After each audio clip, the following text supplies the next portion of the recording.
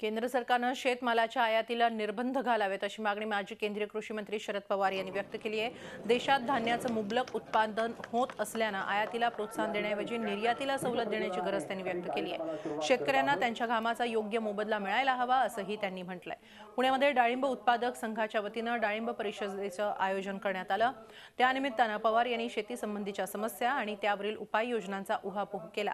तसंच महाराष्ट्रातील डाळिंब उत्पादकांच्या डाळिंबांना जगाची बाजारपेठ उपलब्ध करून देण्यासाठी स्वतः प्रयत्न करणार असल्याची ग्वाही यावेळी पवारांनी दिली।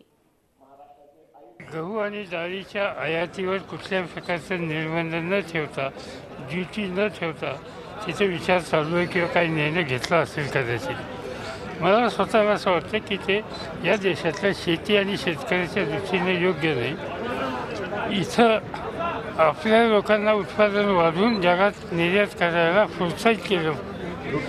जगाचा माल विचारण्याची गरज नाही। एक काळ होता पण आज तो काळ नाही आहे। आपला शेतकरी इथली गरज भागू शकतो। त्यामुळे आपण ठीक आहे, आयातीला मी बंदी घाला असं म्हणत नाही, पण सवलत तर देऊ नका। झी 24 तास रहा एक पाऊल पुढे।